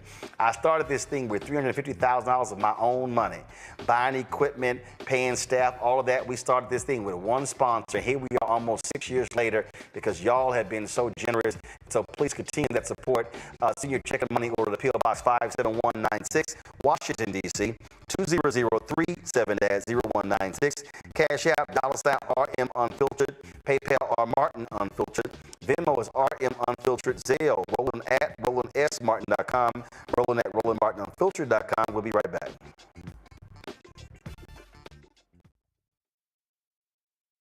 Hello, my brothers and sisters. This is Bishop William J. Barber II, co-chair of the Poor People's Campaign, a national call for a moral revival, and president of Repairs of the Breach.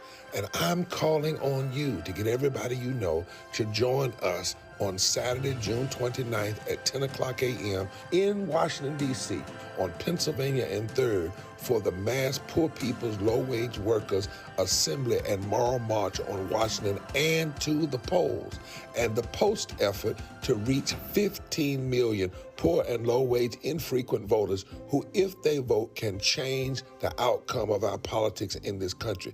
Our goal is to center the desires and the political policy agenda of poor and low-wage persons, along with moral religious leaders and advocates. Too often, poor and low-wage people are not talked about, even though in this country today, there are 135 million poor and low-wage persons. There's not a state in this country now where poor and low-wage persons do not make up at least 30% of the electorate. It is time that the issues of poor and low-wage people be at the center of our politics. Living wages, health care, things that matter in the everyday lives. We will no longer allow poverty to be the fourth leading cause of death in this country. We must let our voices be heard.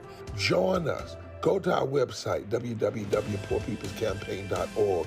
RSVP. Get others to come. Get a bus, get a van, get on the train. Come and let our voices be heard and our votes be felt. Lift from the bottom so that everybody rises.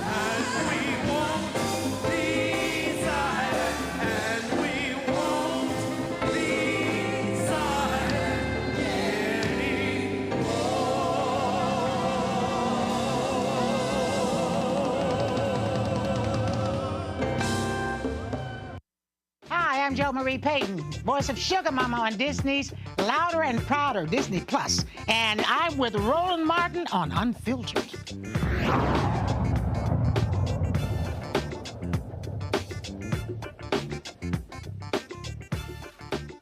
I dare say one of the most gangster politicians in America is Virginia State Senator Louise Lucas. Now, y'all, she gave Governor Glenn Youngkin, that Republican, fits in the last session and blocked his plans to bring the Washington Wizards and the Capitals and the Mystics to Virginia in a sweetheart deal. Well, yesterday in Virginia, there was a rally marking the second anniversary of the Supreme Court's Dobbs decision, which overturned Roe v. Wade. She was one of the speakers there. And Lord, I saw this comment and I told my team, y'all pull this comment with the quickness, because I gotta play this. Roll it. I know you're well, you all know why I'm walking with this cane. I had total knee surgery for keeping my foot up Glenn Youngkin's ass all session.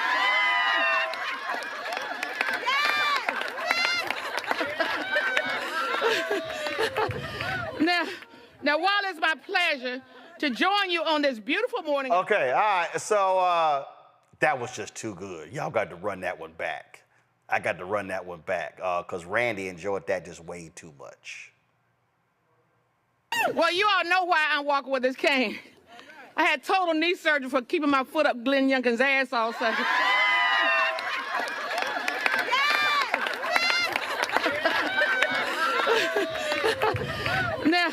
Now, while it's my pleasure to join you on this beautiful morning in the park.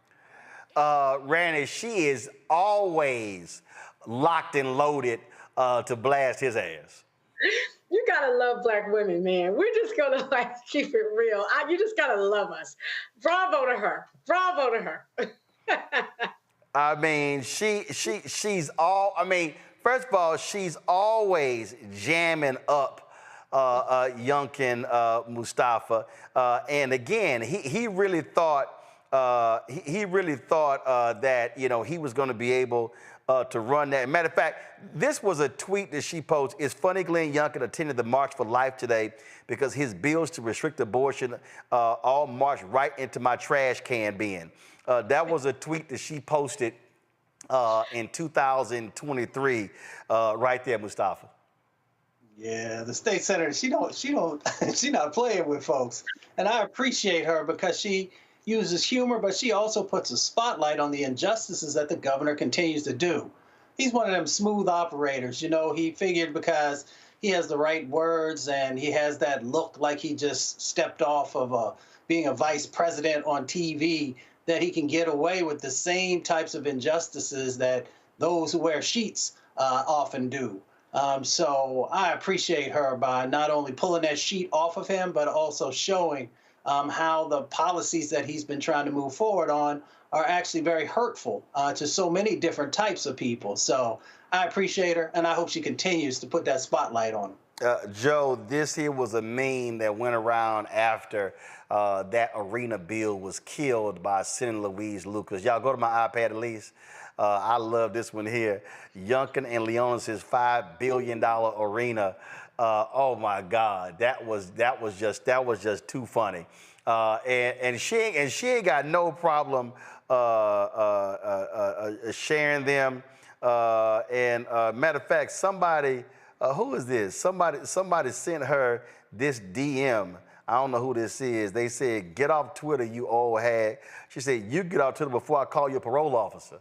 I mean, again, she ain't got no problem clapping back at folk. I love it. And I'm trying to find, oh my God, the photo I'm trying to find, y'all are going to absolutely love when I find it. Because there was a photo of when Youngkin was giving his news conference, and he was complaining about the Senate. Of course, she was over appropriations, blocking the bill. And so here he was in the news conference, and in the background was Lucas standing on the steps overlooking, looking like this here, and just smiling.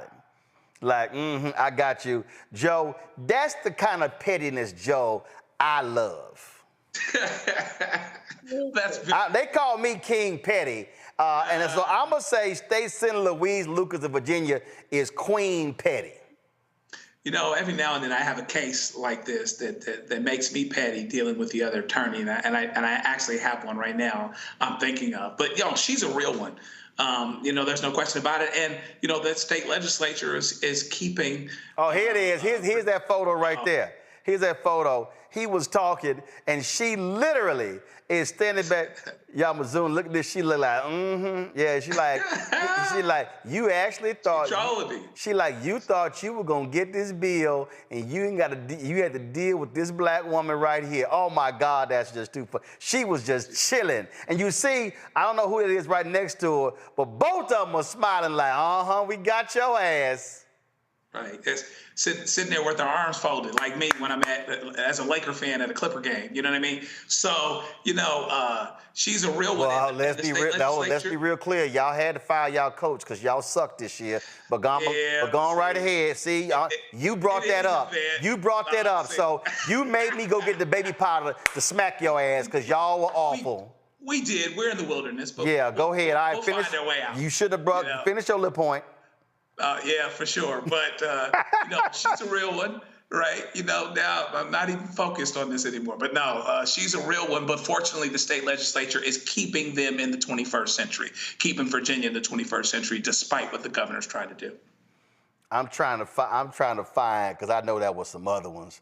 But just the constant petty and what she's constantly doing. She's constantly reminding Randy. She's constantly reminding Youngkin, you might be the governor, but you still got to come through the House and the Senate, and you know it kills this governor to deal with the fact that it's a black Speaker of the House, first time ever, in my frat brother Don Scott, and the most powerful state senator is this Delta State Senator Louise Lucas. It killing Youngkin that his agenda has been stifled by these two bold black folks. Oh, that's why they're so against DEI, because they just mad when we get in those positions. And when we get in those positions, you have people like Senator Lucas who are courageous. She makes her points. She's not scared to fight against him. And I am sure that he is not accustomed to that. So she's funny, of course, but she's smart, and she's getting stuff done, and she's blocking him from doing things that hurt us. I'm absolutely tickled. Here was another video. I gotta play this. Y'all pull audio up. Check this out. One person should be able to determine whether or not this arena goes through. In this case, yes. Why? Because I have the prerogative to do that, and because I believe it's in the best interest of the Commonwealth not to bring that arena to the Potomac Yard on the backs of the taxpayers of the Commonwealth of Virginia. I love it because, again, so we know how power works. And so she was letting them know, hold up, y'all been having the power all these years. This is what's happened. This is the video of when she was overlooking Glenn Youngkin. Her tweet says, even when I was close to defeat, I rose to my feet. Watch this. Borrowing capacity or credit rating. Still Snoop Dogg and D.I. West Coast! Still doing this. Oh my goodness! Oh my That's my favorite line from that song. Oh my God, that's too funny. Go ahead, Joe. I stay close to defeat, and when I was close to defeat, I rolled to my feet. My life's like a soundtrack. I rolled to the beat in Virginia. Bam. Woo! Y'all go ahead and play that clip again. Go ahead and play that.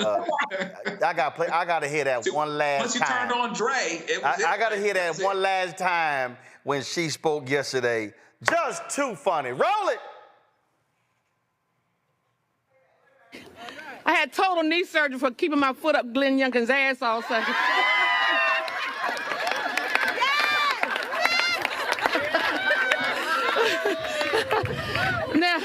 Now, while it's my pleasure to join you on this. Oh my goodness, I love my people. I love my people. Let me go to a break. I'll be right back on Roland Martin Unfiltered on the Black Star Network, where we keep both feet up a lot of folks' asses on a constant basis. I'll be back. Next on the Black Table with me, Greg Carr. Dr. Gerald Horne, a man regarded by many as the most important historian of our time. He provides us a history lesson I'm betting you've never heard before. Texas enslavers who planned to continue the conflict even after Appomattox, even after the formal surrender of Robert E. Lee. Dr. Horne talks about his new book, The Counter-Revolution of 1836, Texas, Slavery, and Jim Crow, and the Roots of U.S. Fascism. You do not want to miss this conversation. Only on the Black Table, right here on the Black Star Network.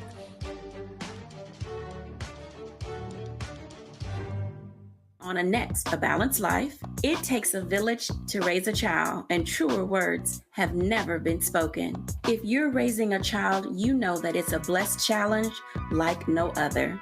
Even more so if your child has a disability. We'll talk to parents and our expert panelists about the best way forward for your child to help you maintain your own sanity on a next, A Balanced Life with Dr. Jackie on Black Star Network. Hey, yo, what's up? This is Mr. Dalvin right here. What's up? This is KC. Sitting here representing the JODECI, that's Jodeci. Right here on Roland Martin Unfiltered.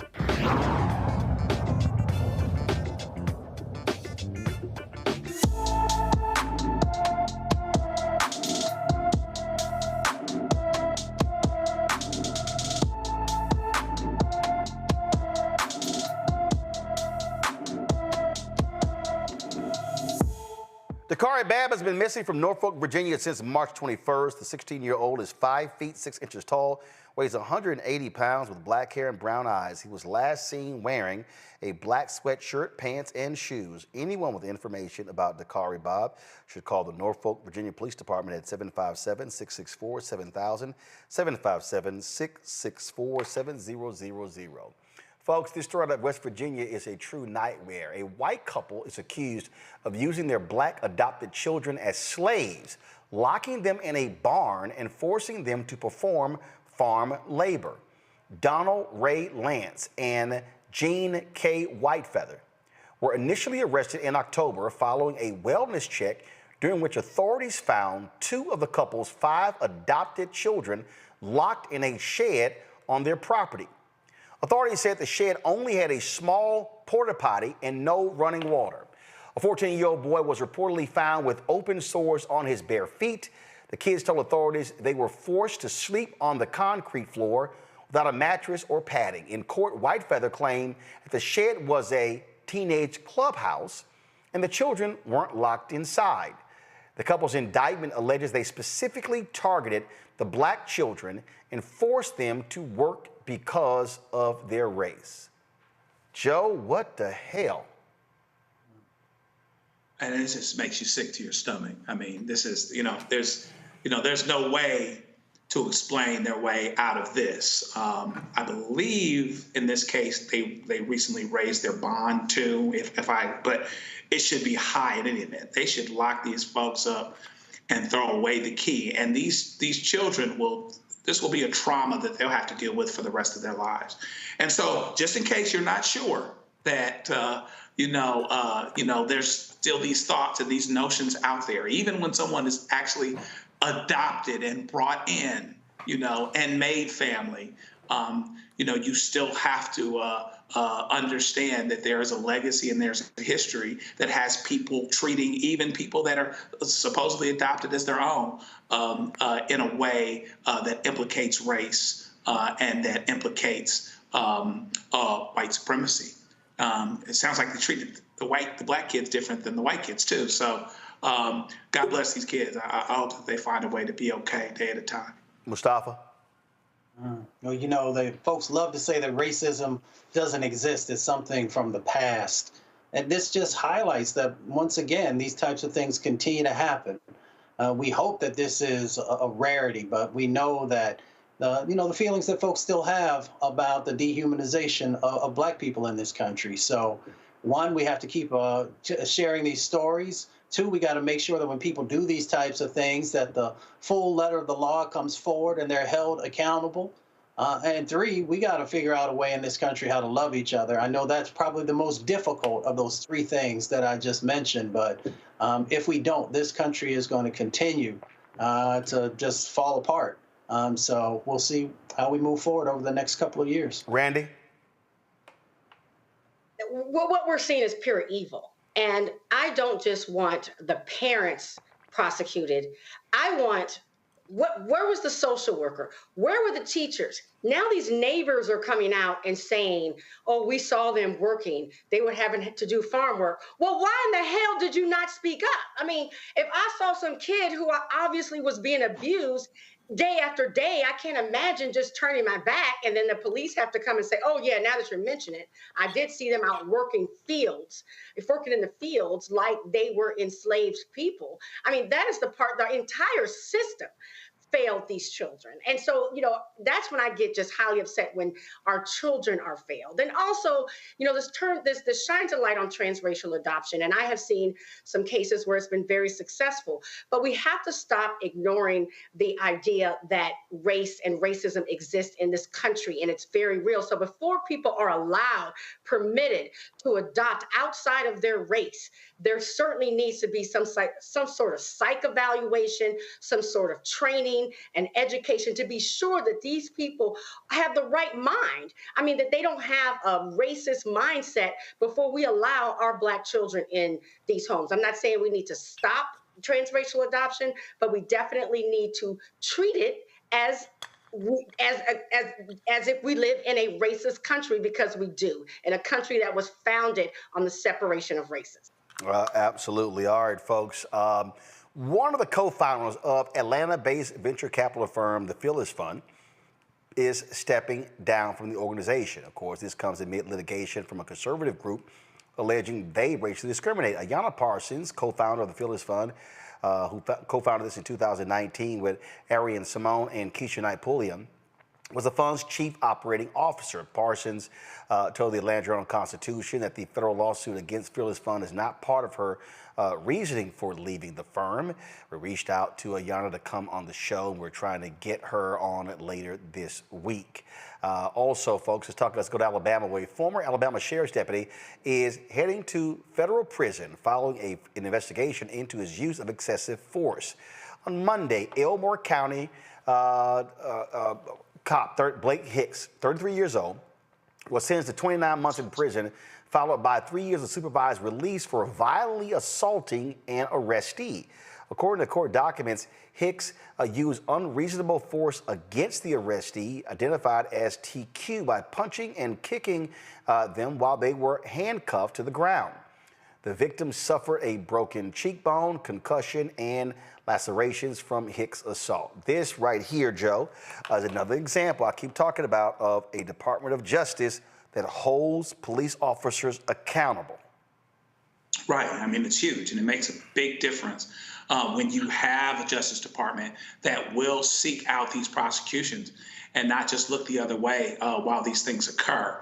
Seems like we've seen a lot of these lately, and I appreciate the fact that that has been happening because that's what needs to happen. This is still out here. Inmates are still being treated a certain way when they do have rights. You can't write them off because they're inmates. They do have rights. They do have constitutional rights, and you can't ignore them. And you have to applaud a Justice Department that seeks to make sure those rights aren't ignored. I still don't understand, Mustafa, why the administration does not talk about the level of accountability. Stop being scared of these white conservatives calling you soft on crime. I have yet to hear one time White House Press Secretary Karine Jean-Pierre talk about the great work from the White House podium of the Civil Rights Division of the Department of Justice. I mean, damn, cop after cop, warden after warden, jailer after jailer. If they didn't even talk about holding the Phoenix Police Department with their patterns and practice investigation, we talk more about this stuff than they do. Yeah, I mean, missed opportunities. They have, these chances to actually highlight for people who have had to deal with an unjust, legal system, that there's somebody who actually is paying attention and moving forward on actions to try and eliminate, some of these individuals and organizations that have continued to just do nefarious types of things.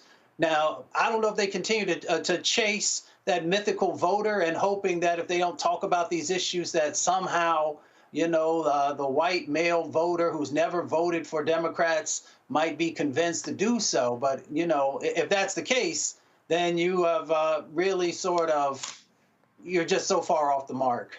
So one, they've been doing great work. Two, it should be highlighted. And three, if you don't, you're missing an opportunity to help people to know that not only do you care, but you're doing something about it. Randy? Mustafa hit the nail on the head. I do believe that oftentimes the Democrats are scared to highlight what we're doing that's right for people that some people think are wrong. And we're not going to have those people on our team anyway. So we need to start highlighting what we're doing behind the scenes and put it up on stage and say, this is what we're doing and we're fighting for every man. Absolutely. And so for folks to understand, this is the who was attacked wasn't a black family. It was a white inmate. Let's see if I can pull this up here. Because it was Tristan Quinn. Give me 1 second. Let me pull this up. Tristan Quinn speaks to the media, the law office of McPhillips, Scheinbaum, and Montgomery. So this is the inmate. He was the one who was beaten by the cop, and so again, a white inmate. So these are the things that we see. I was trying to actually, and it was a white sheriff who actually did the beating here. And so, these are the things that we see happen all the time. And so, again, I don't understand why why this administration doesn't focus on this chick. Because also, a Kentucky man will spend 1 year and 1 day in prison after pleading guilty to committing a federal hate crime. 24-year-old Brian Adams confessed to threatening a 5th grade student over Zoom in October 2020. The Department of Justice sued Adams, said Adams hurled racial slurs towards students and teachers. He threatened to hang them by a tree. After serving his prison sentence, Adams must complete 1 year of supervised release in the District of Eastern Louisiana. Same thing, I keep talking about it. Okay, we know from the FBI report, Joe, that hate crimes is on the increase. African Americans, highest group. This is the DOJ holding folks accountable. We've done numerous other stories of them getting guilty pleas for folks committing hate crimes. And the numbers let you know that this is still a problem. The numbers are going up, okay? There's a political climate that seems to facilitate it. There will always be people that will benefit from being divisive, et cetera. But what we've seen are more people that feel that they're justified, that they have a righteous indignation in terms of treating people, others, a certain way. And so this is what you have. He probably felt justified in doing what he was doing. He certainly probably didn't think he'd go to jail related to it. And so that's why it's important for folks like this to be prosecuted, for us to have our eyes open and our ears open about the reality of these particular situations. And hate crimes should not be, hate crime language, hateful language should not be allowed in threats under circumstances like these. And hopefully that will happen less. But the beginning point of it happening less is making sure it's prosecuted when it does happen. And of course, what he did here, Randy, he hacked into that particular Zoom to hurl these racial epithets. Oh, yeah, he made efforts to be hateful, but I'm glad that his butt got caught. And I'm glad that people are reporting it. I mean, I think there's another, we need to talk about not just that, yes, we are holding people accountable, but I believe that we are now more outspoken when it happens. At one time, we used to just tell ourselves, be strong. I tell people, tell it. Tell it, let people know so people will stop, because people don't stop things because they have a change of heart. But if it starts to inconvenience them or they suffer in some way, they will think twice about harming us. And again, these were 5th graders, Mustafa. Yes. Mm-hmm. Yeah, that just goes to show the depravity of the individuals who are, getting caught. But of course, there's a whole bunch of other folks who play these games and try and come into these rooms and say all kinds of things. What I'm curious about is when he went to prison, does he still use that same language when there are brothers and others who are standing there to check you quick? I don't think that's going to happen. I don't think that's going to happen. But I say try it, because you're going to F around and find out. All right, y'all. Programming note, Thursday, we will not be live at 6 p.m. Eastern because Thursday is the presidential debate between President Joe Biden and the convicted felon Donald Trump. So beginning at 8 p.m. Eastern, we will be live right here on the Black Star Network. We've got an amazing panel lined up. If y'all want the best black coverage out there of the best coverage, period, the debate, y'all come here. Y'all know y'all barely gonna see any black people on CNN, MSNBC. Ain't gonna be no black people on Fox News. I don't know who gonna have ABC, NBC, CBS, but ain't gonna be many of us. News Nation too. And so if y'all wanna have real analysis, well, we break it all down, y'all come right here. That's 8 p.m. Eastern. We begin debate coverage. Of course, the debate begins on CNN at 9 p.m. We'll be simulcasting it, and then we'll have post-debate coverage. So y'all know how we gonna do it right here on the Black Star Network. It's gonna be straight up, bring the funk, because that's the only way we roll. Let me thank Joe, Randy, and Mustafa for being on today's panel. We certainly appreciate it. Thank you so very much. Folks, that's it for us. Be sure to, again, support the work that we do. Actually, we'll do this here. You know what? I'm going to say that tomorrow. I was going to talk about some comments that Reggie Jackson made on Sunday with my man Roy Johnson, Alabama. I'm going to say that for tomorrow. So, support us in what we do. Join the Bring the Funk fan club. Send your check and money order to P.O. Box 57196, Washington, D.C. 20037-0196. Cash App, $RM Unfiltered. PayPal, R. Martin Unfiltered. Venmo's RM Unfiltered. Zelle, Roland at RolandSMartin.com. Roland at RolandMartinUnfiltered.com. YouTube folks, what the hell y'all taking? We're 45 likes away from 1,000 likes. Can y'all hurry the hell up and hit the damn button? It ain't that hard. Come on, get moving before I go off. Also, download the Black Star Network app. Apple phone, Android phone, Apple TV, Android TV, Roku, Amazon Fire TV, Xbox One, Samsung Smart TV, and of course, be sure to get a copy of my book, White Fear, How the Browning of America is Making White Folks Lose Their Minds, available at bookstores nationwide. Ben Bella Books, Amazon, Barnes & Noble, IndieBound, Bookshop, Chapters, Books A Million, Target. Get the audio version of Audible. Y'all hurry up. It's 32 more likes. Y'all slow as hell today. I don't know what's going on here. But I'm going to do this here. Here are the folks who have given to us via Cash App during the show tonight and yesterday. Monique Pierre, Gloria Frederick. We also have Wytonia, Cynthia Hart, Cynthia Thomas, Erica Brown, Belinda Williams, Bradrick Bennett, Diane Johnson, Stacy Robinson, William Cunningham. We also have Margaret Keynes, Terry Jones, Nurse Linda White, Don Gibson, Tori Husband, Angela Parham, Carolyn Washington, Joan Venor, Carolyn Jackson, Alfred Conklin, Jacqueline Thomas, Rosalind Kinlow, and let's see here, Terry Ezell, Landry Sproul Jr. I appreciate all of y'all supporting us on the Black Star Network. Then I'll see y'all tomorrow. And we'll have results tomorrow of some of the elections taking place, including that of Congressman Jamal Bowman there in New York City. Holla! Black Star Network is here. Oh, no punch! I'm real revolutionary right now. Thank you for being the voice of Black America. All momentum we have now, we have to keep this going. The video looks phenomenal. See, there's a difference between Black Star Network and Black-owned media and something like CNN. You can't be Black-owned media and be scared. It's time to be smart. Bring your eyeballs home. You dig?